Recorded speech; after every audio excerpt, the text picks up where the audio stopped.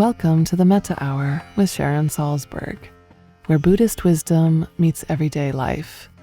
This podcast is brought to you by the Be Here Now Network and features interviews with the top leaders, teachers, and thinkers of the mindfulness movement and beyond. For more information, visit BeHereNowNetwork.com/Sharon. Hi, I'm Sharon Salzberg, and I'm in conversation today with Scott Shute. Scott is at the intersection of the workplace and ancient wisdom traditions. He's been an active advocate for customers and employees in the technology space for over 20 years, with roles ranging from sales, customer advocacy, and customer service leadership. Previously, he was the vice president of LinkedIn's customer operations organization. In his current role as head of mindfulness and compassion at LinkedIn, Scott blends his lifelong practice and passion with his practical leadership and operations experience. His mission is to change work from the inside out by mainstreaming mindfulness and operationalizing compassion. He is the author of the new book, The Full Body Yes, available in May 2021. Welcome to the podcast, Scott. Thanks so much for having me. I'm so excited to be here with you. It's a great delight. I have to say that being as old as I am, and as somebody once said, introducing me, an OG of the meditative space, I didn't even know what it meant. So I said, what does that mean? And they said, original gangster. When I hear somebody has a title, a work title, it's head of mindfulness and compassion, I nearly want to double over laughing. Like, how'd that happen? Yeah. Because of course I came back from India in 1974 and that was unthinkable. Mm-hmm. So here we are. We've come a long ways. So thank you for getting the big rocks out of the way. Oh, well, thank you. And congratulations on your new book. It's quite a feat in these times, especially. So how does it feel bringing out a book, especially at such an unusual time? Oh, it's, well, personally, it's super gratifying. I've been thinking about writing a book for 15 or 20 years, and every time I sat down, it just wasn't quite it. And I was coming back from an event with my friend Soren, who some of you know from the Wisdom 2.0 community. And Soren's driving, I'm in the front seat, and he gets this funny look, and he looks over at me, he says, "The universe has told me to tell you it's time to write your book." Good Lord. And we both laughed, and I kind of checked in, kind of the deeper part of myself. I'm like, yeah, it is. And then the timing worked out just so that I started writing right when the quarantining for the pandemic started. Oh, interesting. And so I traded commuting time for writing time. And it probably wouldn't have happened any other way. Well, this is actually a fast delivery then, because I wrote it in 10 weeks. Oh my gosh. Yeah. Yeah. It just all came out. It was time. It was the right time. That's really quite incredible. I mean, because, usually, of course, the process is much slower than that. Mm-hmm. Wow. Good for you. Thank you. I'm super excited to share it with people. Well, I've traded in travel time too, but I'm not sure I traded it in for anything as worthy as that. Yeah. Well, I'm excited about it. Somebody asked me what success meant for the book, and I said, I just want people to read it. I just want people to read it. I think it'll be meaningful for the right people, So for those who are less familiar with you and your work, can you share about how you first encountered meditation practice and what drew you to that world? Sure. Well, I was living on a farm in Kansas. I grew up on a family farm, 4th generation farmers. And, I attended the local church that we had gone to for 4 generations of family. And it just didn't make any sense to me. I felt like I had this deep connection with the divine, but what we were doing just didn't resonate with me. And then my brother returned from his, pilgrimage, I guess. He's an older brother. He was trying to make a living as a rock star, as a bass player. And as the stages and the paychecks got a little bit smaller, he ended up coming back to run the farm with my dad. And he kept disappearing for these long weekends, and he seemed different. I'm like, dude, what is going on with you? And he was super cagey. He wouldn't tell anybody about it. And finally, my sisters and I pinned him down, and he had found a different path. And as he was explaining this path and kind of the belief system and the practices, I just started weeping, like this connection. I was just like overwhelmed with this connection with the thing, the divine, whatever we want to call it. And I just felt like I'd come home. And part of that practice was, I would call it contemplation. From the outside, it looks like meditation, but it involves this practice. And that's been a big part of me ever since. I started teaching it in college, and then fast forward to bringing a portion of it to LinkedIn starting about 6 years ago. But that's how I got started. Well, that's also a really interesting evolution, because not everybody brings their practice, which is often considered so personal, right, to their workplace. Right. Yeah, it was, I've been at LinkedIn now for over 8 years, and about 2 years into it, so about 6 years ago, I realized it was such an open place. Our CEO, Jeff Weiner, was talking about his own meditation practice using Headspace at the time. Mm-hmm. And he talks about compassion and compassionate leadership. And I was thinking, wow, maybe this is a place I can bring my practice and share, in a secular way, in a way where I can find language that it's inclusive and open. And I sat down with my friend who runs our wellness organization. And at the time, I was the vice president of global customer operations. I had a big job. I was leading a team of 1,000 people. So I was hanging out with my friend, and we were talking about meditation. And he was telling me I asked him what we did at LinkedIn. He was sharing. He saw this look in my eyes. He says, "Wait a minute, do you do something?" I'm like, "Yeah, I could lead something." And he got super excited about it, and I got super excited about it. And I went back to my desk, and I did absolutely nothing about it for 3 months because I was afraid. Mm-hmm. When I was a kid, this new thing that I had found, this practice, was not popular with my parents or with the community. And so I had kind of that same fear. It's like, okay, am I okay doing this? Am I going to be made fun of? What's this going to do for my brand? What are people going to think of me? Am I going to get in trouble? And I finally just got over myself and just did it. And so the first time there was one person there, and I'm sure that guy was just as terrified as I was because I never saw him again. And then the next week there were 3, and then there were 5, and then it became a regular thing. Then it would be like, okay, well, the marketing team's having this offsite and they're going to do breakout sessions at one point. You want to lead one of the breakouts and do a meditation? Sure. 80 people. Or, the CFO is having a summit. Can you kick off their summit with a meditation? Sure. 400 people. And pretty soon I just became known as the meditation exec. And I had raised my hand to be the executive sponsor of a mindfulness program, which we didn't have. We created one. And then I did that for 3 or 4 years as a volunteer.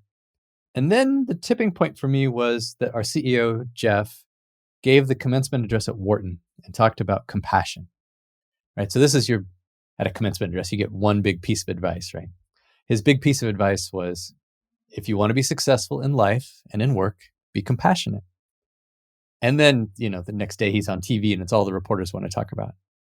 And I was thinking, okay, it's time. It was time for me personally because I'd been in my role for 6 years, and I was ready to, quote, do mindfulness as a career. I was going to do it somewhere. And then it was also time for LinkedIn to invest, because if we have this message from the CEO that compassion's the most important thing you can do, we send 15,000 people back to their desks with that message. What does that mean?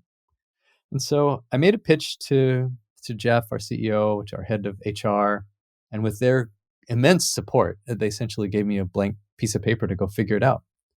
And so for the last 2.5 years, my role has been, I'm head of mindfulness and compassion. And my job is to change work from the inside out by mainstreaming mindfulness and operationalizing compassion.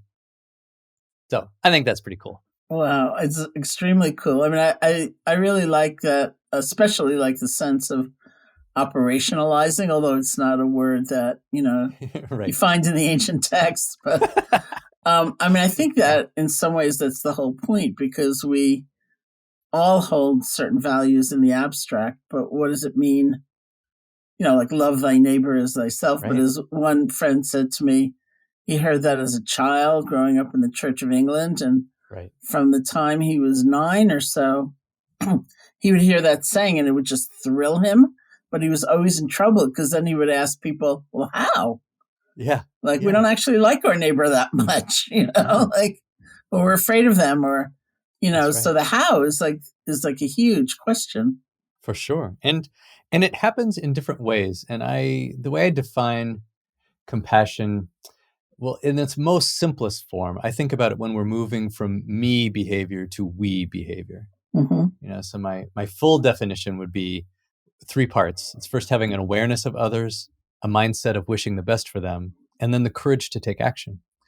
And of course, that happens at the individual level. This is the part of compassion we're all familiar with. If somebody is having a hard day, we do something for them. We think about them instead of just ourselves. That's easier to understand. And we can still operationalize it as a company.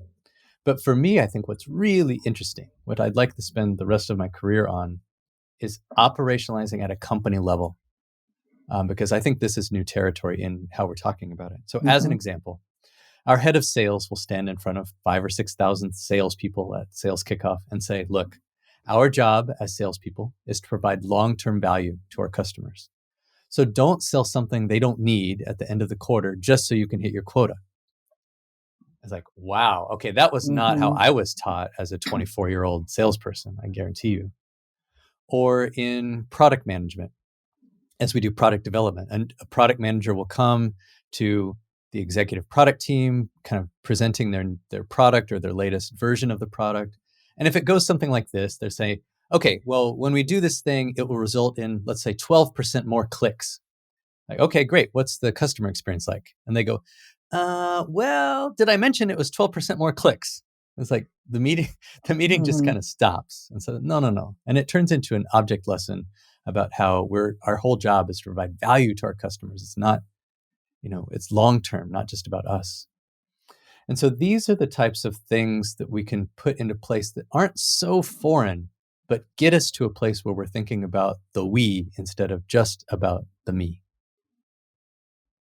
Actually, I have a quotation from your book about compassion, Awesome. which says, compassion doesn't have to be complicated. As humans, one of our deepest held needs is the need to be seen, to be heard, to be acknowledged, to be gotten.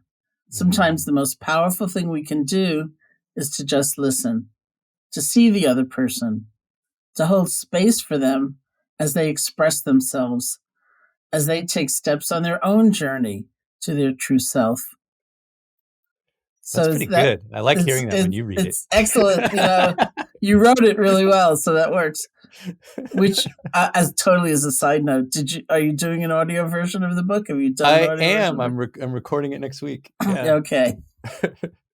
I am. Yeah, it doesn't have to be complicated. I think. Well, here's my model, my mental model of kind of how this works, like life and love.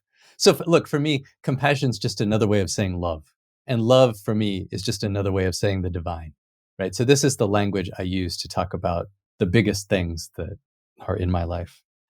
But I think about us as icebergs. And we all kind of know that thing where you just show the other person what's on top of the water, right? But the bulk of us, is under the water. And so I imagine like I'm at a party and I'm kind of gregarious, but I tend towards the introversion side on the energy spectrum. And so parties where I don't know anybody is just horrible for me.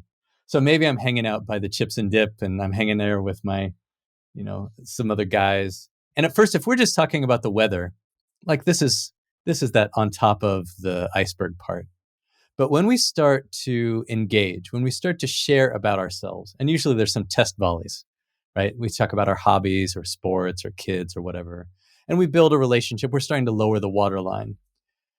And if we go further, if we really share something that's kind of vulnerable, and the other person meets it with respect and love, and they also share something vulnerable, then wow, it feels so good. Like we've dropped this waterline down. And we want to share more. I think this is what's going on. Like when we can share our full self to another person and they hold that space for it and they share themselves, these are where our deepest relationships are. And this is where we feel the most gotten, the most joy, the most love, the most unconditional love. the challenge is it's super simple to talk about. It's really hard to do, because as soon as you say something like, I don't know, okay, I'm interested in whatever, the type of music I play, and the other person goes, oh, well, I don't really like that. Then, whoops, the waterline goes back up and we start talking about the weather again. But when we find these people who really get us, it's magic. Well, one of the things that occurs to me is that it's perhaps somewhat complex to do in a workplace, because if you're revealing that much, you're also revealing your vulnerabilities and maybe your fears, and that doesn't always feel like it's safe or appropriate. That's true. I think this pandemic and quarantining and everybody's on video conferencing has helped, because a number of things. One is when we have, as an example, at LinkedIn, we have company all hands meeting. We're all on, video conference. So we see the execs in their homes with sometimes their dog running by, or their kids artwork behind them. And it humanizes all of us. And then if you go a step further, again, it's the iceberg at the company. If the execs or anybody talks about their own challenges, like just admits that it's hard, then it gives us all permission to admit that it's hard and to talk about our own challenges. Because as humans, we are programmed to mirror vulnerability, right? So if our leaders or those around us share a little bit of vulnerability, then it's easier for us to be ourselves as well. And so I think that we're discovering that we don't have to have this kind of tough facade where everything's right and everything's happy and it's all the Instagram life. Like, we can be a little more human and real with each other. And the upside is we're going to get better results. One of the things I cite is Google's study about, 5 or 6 years ago. They did the study called Project Aristotle. They wanted to know, what are the factors of developing a high performance team? And I'm not sure what they were looking for when they first started, but I'm guessing that some of them thought, oh, it's going to be how smart they are or how diverse their education backgrounds were or whatever. But it turns out that the number one factor in developing a high performance team is psychological safety. And that's that ability to be me, and to be me if I fail, but also to be me if I win. Because I think that's sometimes even harder in a team environment. Goes back to being connected. Do people at LinkedIn have kind of communications training, or is this? Oh, wow. That's an interesting question. I think it happens by example. Okay. Because what happens is, it happens in every company meeting where the executives are modeling the behavior. And I think as a leader, this is the most important thing you can do. Just modeling behavior about how to treat each other and modeling behavior about how to show up. And that creates this, umbrella of safety, but it also creates this expectation that you will act a certain way. Actually, I think this is a really important point about companies. I think companies have an opportunity to shape consciousness in a way that, religions or government have been doing for thousands of years. But some religions and many governments have lost, the high road. And so it's up to these companies. If you're going to join a company, you have to kind of fit into the company culture. So a company has an extraordinary power to shape a consciousness. When I was working through this project at the Garrison Institute in Garrison, New York, for domestic violence shelter workers, we started with bringing tools of yoga and meditation to frontline workers, and then that moved over to directors and supervisors, and the directors themselves came up with a kind of slogan, which was that they wanted to instill a culture of wellness at work. And these are, pretty brutal workplaces. And it was very interesting because people had different ideas, including I'm going to grow a rooftop garden, or I'm going to bring in healthier snacks or something. And everybody talked about a physical space where the staff could go just to chill, just to simply be. And interestingly enough, one director of a shelter, because a culture, of course, might mean your own body and mind. It might mean your desk. It might mean your team. It might mean the whole company or the whole place. And what she said was, in order to try to instill a culture of wellness at work, I've decided I'm going to have to take a lunch break. And everyone in the room who did not work at a shelter was aghast. And we said, "You don't take a lunch break, isn't it like in your contract?" And she said, "Oh, yeah, it's in my contract, but there's never enough time. And there's so much pressure and there's so much suffering and there's so much to do." And she said, "But I've realized now I can't go on without actually taking some breaks." And because we were meeting with them in between retreats, we got to hear her progress. So she came in the first time and she said it didn't work. I closed the door and someone crouched down and looked through the keyhole and they saw that I was in there, so I didn't get a break. And maybe 3 weeks later, she came back and she said, "It worked. I closed the door and I turned off the lights and I got a break." And I realized that the most difficult part of that whole narrative was probably deciding she needed it and she was going to go for it. And now, of course, people are largely working remotely, although not everybody. And there are different kind of pressures, though, that might get translated into self-compassion is wrong, it's weak, or you shouldn't go there. It's just not. It's not the path to success. And so clearly the whole company ethos is very different than that. Sure. Yeah, my view on things is our first job is to take care of ourselves. And, I think one of the biggest things we do in life is raise our own consciousness. Because as we become more self-aware, we also become more self-aware of others. And by nature, we start to become more compassionate. So you can open a newspaper, open your app that gives you the news, and look at any of the world's problems. And there are an infinite number, it seems. But for me, the baseline of what I can do to solve each one of those problems starts with compassion. And that compassion starts with self-compassion. Because if I reorient myself from focusing on the negative or focusing on myself as a victim and orient towards joy and orient towards what can I do right now, I become so much stronger. And then that strength enables me to deal with life's terrors. It doesn't mean that I've sugarcoated them or hid from them. It just means I've strengthened so that I can deal with them. So for me, it starts with self-care and self-compassion. Well, of course, that is the fear that's commonly held, that self-compassion means laziness. Gratitude means that I'll settle for almost nothing, Yeah. I view it as the opposite. I think the more aware we are, the stronger we are, the more discerning we can be about the values that we hold and when those values get trampled on, and then gives us the strength to go operate from a clearer perspective. So I'm very intrigued by your book title, The Full Body Yes, Change Your Work and Your World from the Inside Out. Can you say something about it and how you came to it? Plus, I want to tell you, I'm gonna write to Soren immediately and ask him what I should do next. Well, he'll have to wait till he gets the full body yes to tell you. So for me, the longer story is I wanted to call the book From Me to We, but there was some, scandal about From Me to We, an organization which was going to show up every time you searched on it for the next 2 years. And we ended up with this title, which I like even better. So to me, the full body yes is when you are fully aligned. And it's especially poignant when we're struggling, like when we can't decide what to do or we're conflicted.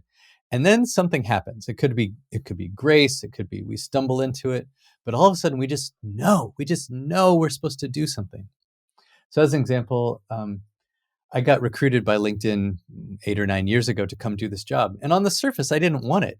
Like it didn't make any sense. Like I loved my old job.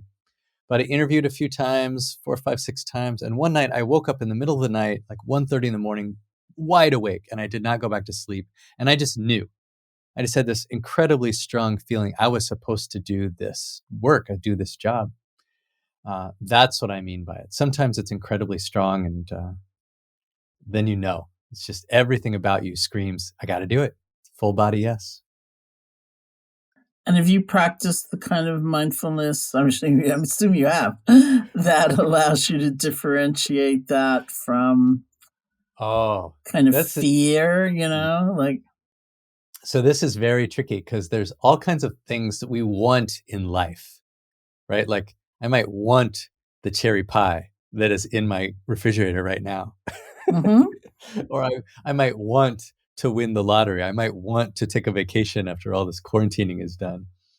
And separating these strong desires, sometimes even needs, from this other place of guidance, of inner guidance, is a lifelong pursuit. And I think some of it happens by trial and error. Mm-hmm. We listen, we think, oh yeah, I got it. And you say, and you start down a path and it's like, oh no, I don't got it. Um, and you learn to listen more carefully. I kind of think of it like this. It's like when we listen to that inner guidance or listen to life, it's like we're in our apartment or whatever, our house, and we're watching TV and we hear this tap on the door. This is life trying to tell us something. We're like, no. Was that a tap? First of all, was that a tap? I'm not really sure. Then we hear a knock. We're like, yeah, but I'm busy. Like I'm busy with my show. I'm busy with my life right here. And then we hear this pounding, like life is really like trying to break us away from something. But we're so focused on what we've been doing. The TV show we're watching, we can't be bothered to get up and answer it. And if we don't listen, life will just blow the door open and mess up our whole life, and our whole living room's rearranged and turned upside down. And then we complain like we're a victim. We're like, wow, why didn't you tell me? Somebody should have just told me. I totally would have listened. Yeah. It's a lifelong practice. Mm-hmm.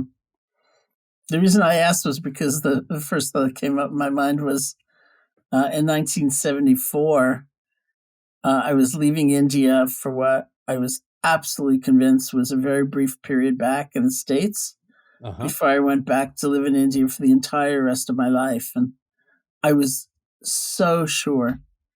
And I went to see one of my teachers, this woman named Deepama, to just like say goodbye and get her blessing for my extremely brief journey back to the States before Right. I went back to India for the rest of my life. And it was during that visit that she told me to teach. And she said, when my friend Joseph Goldstein had already come back maybe 6 months before, and she said to me, when you go back, you'll be teaching with Joseph. And I said, no, I won't.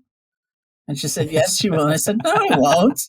I mean, it was ludicrous in my mind, both that I could teach and also that she thought that's what was going to happen, because I was so sure it was not going to be that way. And of course, she was correct. So it took me a while to see that. I mean, I came back to the States still convinced I was going back to India, and then ended up in Boulder visiting Joseph, who was teaching at Naropa, met Jack Cornfield there, and the three of us started getting invitations to teach. And so I said, oh yeah, I'll just do this course, then I'll go back to India. And then, and then there was another one. And it was like one day I woke up and I thought, oh, she was right. I could not have been more wrong.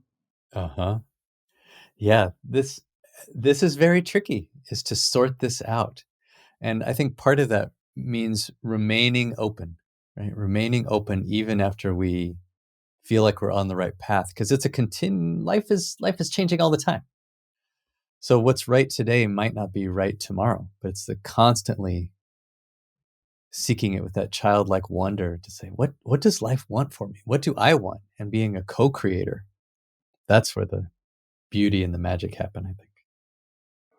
I think there's another balance, because I think a lot of people who probably feel they can't find a full body yes, or if they do, it's something that's out of reach. And I think about that balance a lot, of reaching for the things that light us up and also recognizing what actually is happening for us. And we've seen so much in this past year uncovering, say, systemic oppression that different communities face. And, it brings up the question, how do we reach and dream for more when maybe the systems that we're facing in our workplaces, for example, are often not equitable? Right. This is hard because sometimes life is really challenging, and we do, as humans, tend to focus on the negative. We've just been programmed that way physically and emotionally. And it's kind of up to us to continually shift internally towards joy, towards optimism. And that shift may not, in the short term, change the external circumstances. That depends on how much choice we have and how much influence we have over the circumstance. But this reorientation towards optimism and joy makes us stronger. And it's from that strength that we build our character, that we build our strength to deal with the hard things. Just last night, I rewatched the movie Invictus, which is it's about Nelson Mandela. It's about South Africa in around 1993 to 95. And I was struck, as was kind of the point of the movie, in that he had spent 30 years-ish in prison and then came out and was willing to forgive his captors. And when he did have the opportunity to influence, he didn't influence from a place of revenge or a place of vindictiveness. He tried to do it from a place of compassion, the we, including the people that had locked him up for 30 years. And so part of that was his own internal strength, this moving from, I'm a victim and life happens to me. And there's a progression. It moves from life happens to me to life happens for me. Okay, then I see that, wow, what if I viewed every situation as a place to gain strength? And then eventually we get so strong, we become such a co-creator with life that life happens through me, through us. So this stuff is not easy. If it was easy, well, if it was easy, we'd all be there, but we're clearly not. Well, sometimes I think it's especially hard to try to describe in words because it's so experiential. It's like I see the same problem with the word mindfulness because so many of the ways it's defined are accurate, but they're misconstrued often by us. Like mindfulness means being with our experience without judging, or it means accepting things the way that they are. And I think about this time I was leading a meditation somewhere, and often when we teach, we begin by the suggestion, like sit and listen to sound. It's just a way of kind of relaxing deep inside. And so I'd gotten just that far in the instructions when someone raised their hand and said, what if it's the sound of the smoke alarm I hear going off? Should I sit here mindfully knowing it's the smoke alarm going off, or should I get up? And I said, I'd get up, yeah. But it sounds that way. I can understand the question. I'm going to be mindful. Oh, I hear the smoke alarm without any judgment. And so sometimes I think that misunderstanding is so prevalent, that if we are developing compassion, if we're inspired, if we're lit up, if we're grateful, that means we're not going to do anything about the difficult circumstances that are actually pressing down upon us, or we're not going to try to make change. But you're saying it's like the very basis of more effectively making change. Yes. Kind of the arc I think about it is it starts with awareness. It starts with knowing ourselves, knowing why we make the decisions we make, our internal systems, our emotions, the external systems that keep us the way we are. So it starts just by knowing ourselves, being aware in kind of a non-judgmental way. The second part is loving ourselves, to really being clear on who we are, that deepest, highest part of us, and what's really important, what our values are, having self-compassion. Then the third part is the hardest part, and that's about taking action, about taking responsibility for ourselves. It's like, okay, well, if I'm not a victim, that means I'm in charge of my own life. And if I'm in charge of my own life, there's no one else to look to but me. And that's where the hard work comes. And when we can do all of those things, then we can grow and ultimately be of more service to others, which we follow the same 3 steps. We become aware of them, we love them, and we take action on their behalf. And so when we live all of this way, it doesn't make us passive. We're not going to just become a passive spectator to life. We're going to be so much stronger and capable to then deal with the things that are outside of our values and try to make the world a better place while we're making ourselves a better person. Surely you must have heard that complaint, right? That we end up sort of in some trance or something. Yes, I don't subscribe to that. And if you really practice, well, look, there's lots of different kinds of practices in the world. I believe in like the ones I like the most are the ones that get us in touch with the thing itself, whatever you want to call that, in touch with life and life force. And for me, it's about tuning into that and then being a creator, not just watching the river go by. So is what you just described, what you lay out in the book, is those steps for finding deeper fulfillment and happiness in work life? Yeah, I think Okay. so. Yeah. And part of that, part of that is realizing that we can do it. Even if the outside circumstances don't change, we can change. As a Rumi quote, which I'll paraphrase, something like, "Yesterday I was clever and I tried to change the world. And today I am wise and I'm working on changing myself." Mm-hmm. Now, this isn't just saying, okay, like you said, we just become trance-like and we're just changing ourselves so we'll accept anything that comes. That's not true either. Like, we're strengthening ourselves to be happy and joyful and creative and optimistic no matter what's happening to us. But as we do that, we're building our strength to then become a broader force in the world to change the things we can. So at LinkedIn, as an example, I'm thinking about operationalizing again. Right. My favorite new word. Mm-hmm. And back to communication. So if somebody wants to change something about expectations associated with their job, that would be a part of it, right? Like, to be able to express that with maybe compassion all around, rather than bitterness. Do you mean an employee expressing how they want their own job to be different? Yeah. I think it follows all the same suit. It follows one of the worst mistakes you can come in, and it's like, it's all about me. Me. Well, I want this and I want this and I want this, without any recognition that you're part of a bigger system. Just like in a family, if you're in relationships, you compromise because you're part of a system. In the same way, if somebody comes in, it's like, well, look, I know that you hired me to do X, and here's what I think I'm good at, and here's where you told me I need to work on, and here's what I'm working on. And over time, I'd like to explore, these other 3 things, and I'm wondering if those can be part of my job more over time. And there's nothing wrong with that. It's like, my language is, look, I'm here to help LinkedIn succeed. And if we get to the point where the things I want to do are not the things that LinkedIn wants me to do succeed, then we should have a conversation to see how we can align or choose to part ways. And that happens at every level of the organization. As long as we do it in an open and honest and constructive way, we'll work together to try to find a solution. Because as a manager, I would really love it to find how to light that person up. Because I know that if they are doing the thing that they're most passionate about, or if we shade their job towards they get to do a little bit more of that thing they're most passionate about, they're going to be so much better at their job. Mm-hmm. So I want to encourage that. I think about I was on a panel, is too grand a word. It was just me and Eileen Fisher, the clothing manufacturer, and we were at some conference together, and I was interviewing her up on stage, and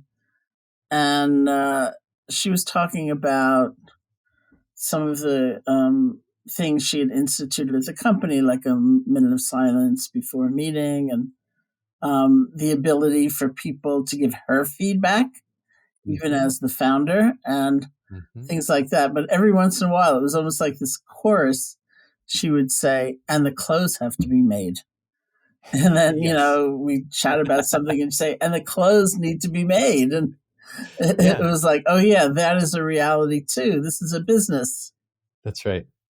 It's when we move from me to we don't lose the me. Me is part of the we. In other words, so we have found that businesses that are the most successful take care of their customers and their employees and themselves, their shareholders.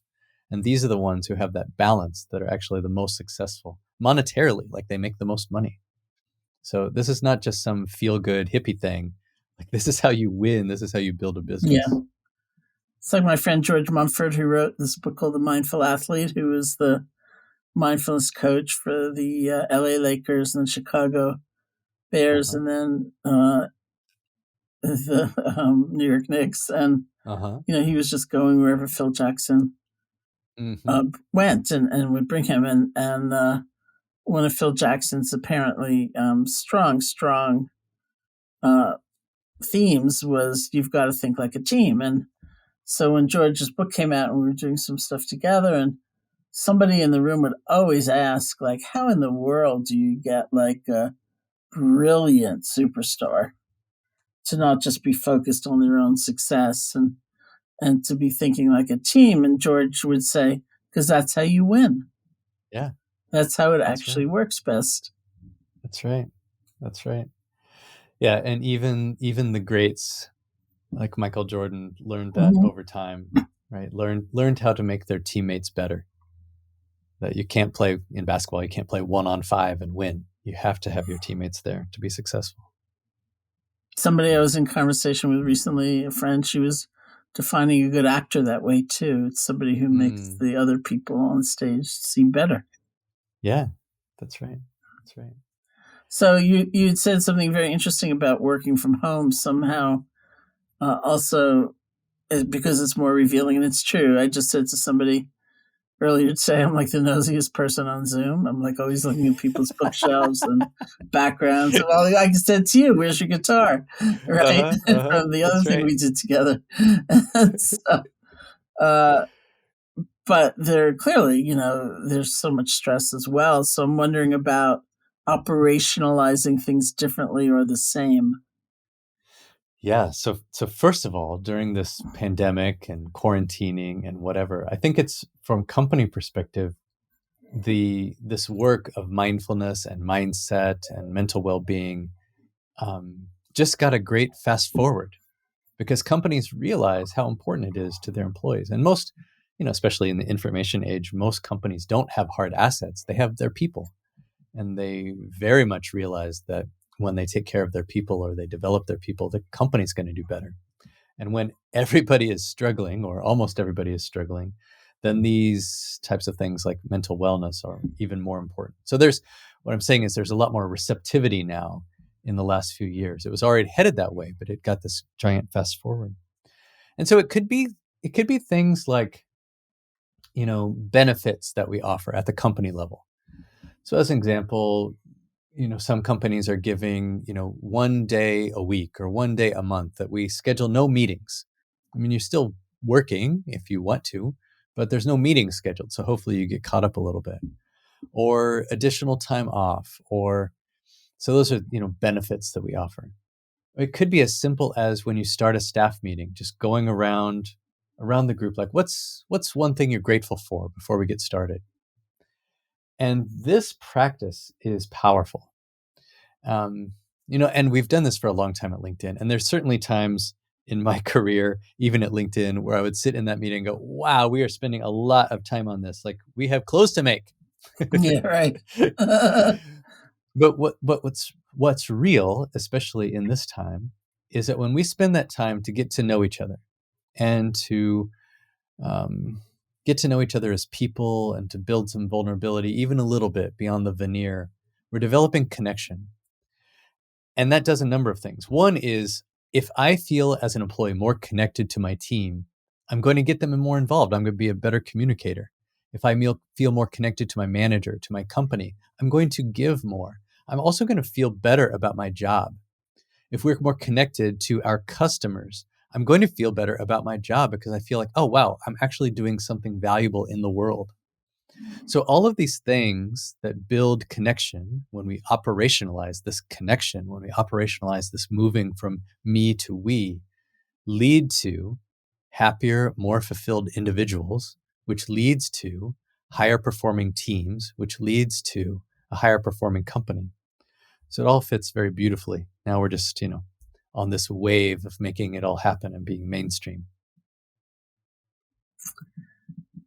And then one more question. Are the compassion and mindfulness programs separate programs? Mm-hmm. Kind of, yes. So on the mindfulness side, my job is to mainstream mindfulness. So we offer everything from, weekly daily meditation sessions, literally meditation sessions.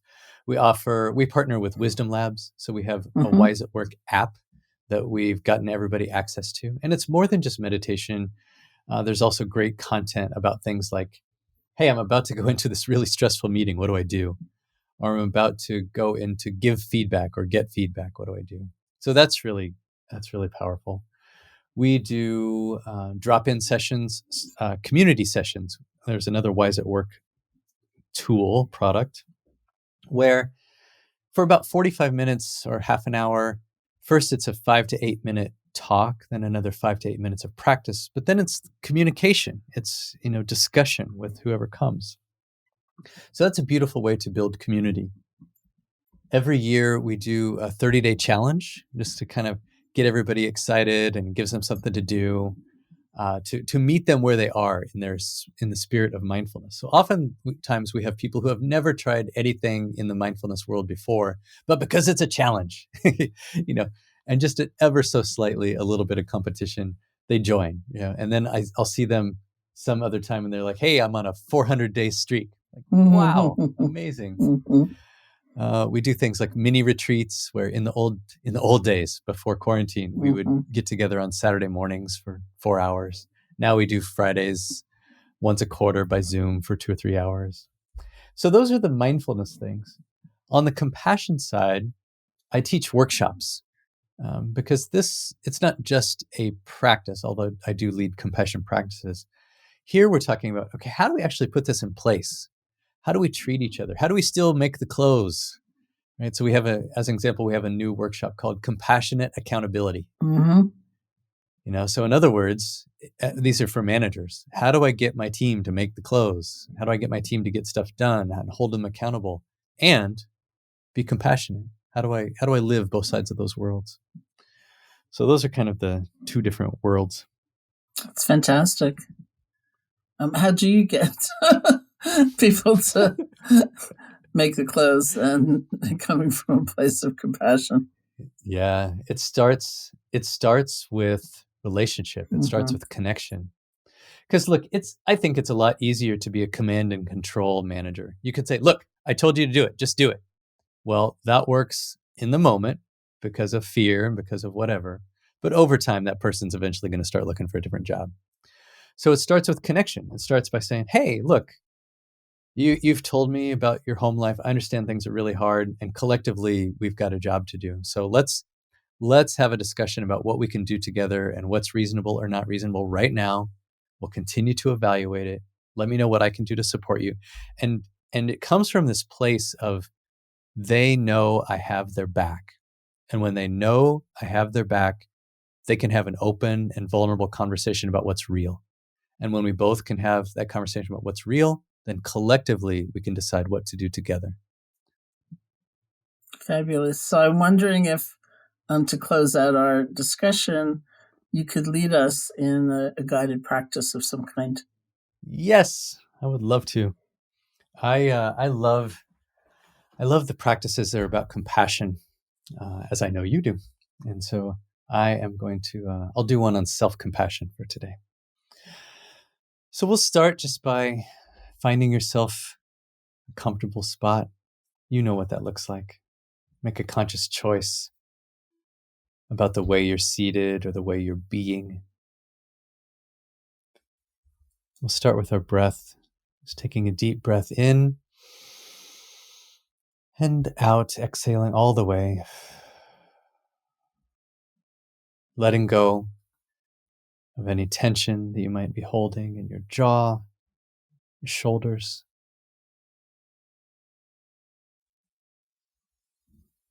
And just allowing yourself to be fully present. To arrive in this precious present moment.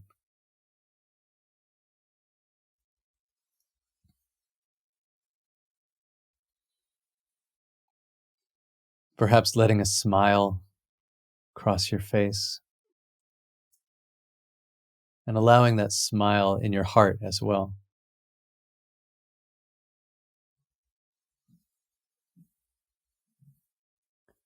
And if you're comfortable, you can put your hand on your heart, on your chest. And first, just feel the gentle rise and fall of your hand on your heart with your long, slow breaths.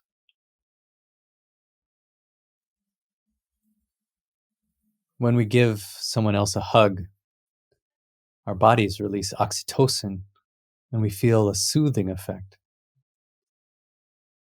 And in a similar way, just the simple hand on our own heart, we can feel that soothing.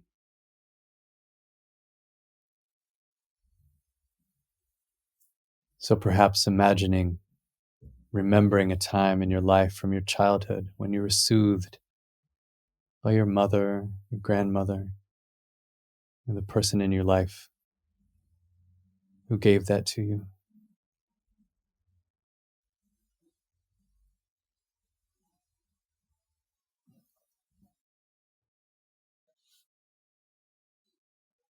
And feeling that smile, that relaxation, that calm.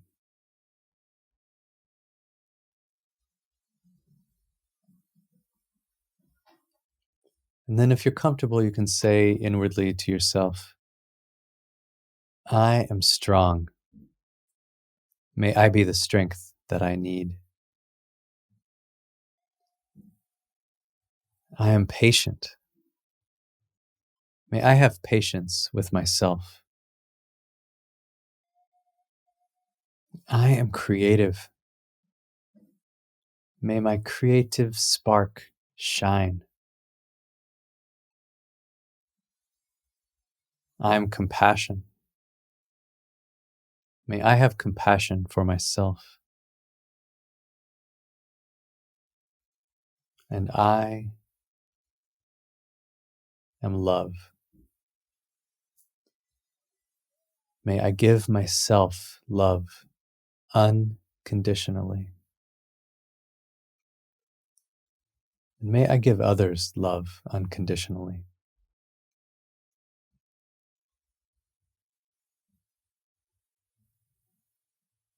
And if you like to visualize, you could visualize a golden light that starts at your heart and just expands. Expands with each breath. Expands your smile.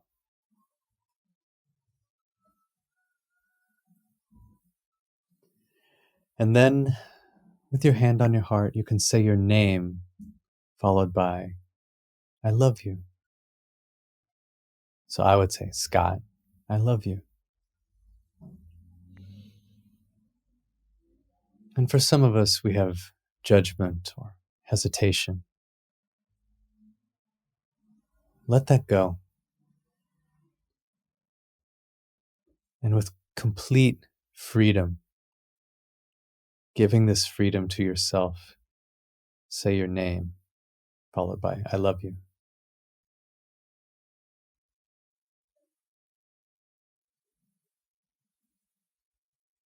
With each breath, including a smile, increasing that glow. As you say it over and over, and receive it openly, without filter.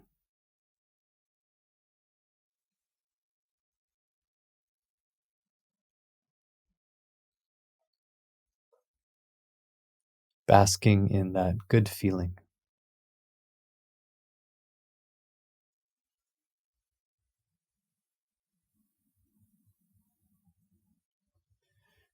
And then gently expanding your awareness outward into the world.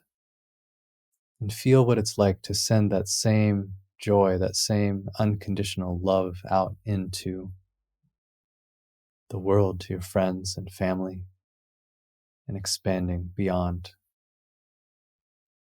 to the entire universe.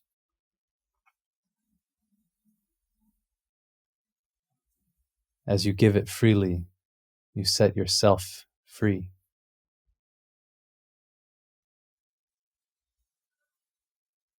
And you also begin to feel it reflected back by all the others you're connected to. A singular drop, but in the infinite ocean of love and mercy.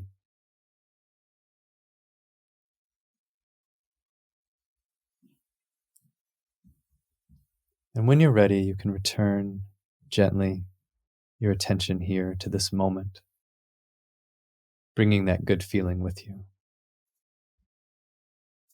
You can stretch, move your toes and fingers. May the blessings be. Thank you. Thank you so much. It's really wonderful being with you again, and congratulations again on the book, which I think is really wonderful. Thank you so much. I appreciate your support and friendship and help. Thank you for being you and doing the work that you do. Thank you. And so to learn more about Scott's work, you can visit www.scottshute, that's SCOTTSHUTE.com. A big thank you to everyone out there listening. This has been the Metta Hour podcast from the Be Here Now Network. May you be safe, may you be happy, be healthy, and live with ease. Hey folks, thanks for listening. To learn more about Sharon and her ongoing teaching schedule, as well as online courses and a free guided meditation, check out her website at SharonSalzberg.com.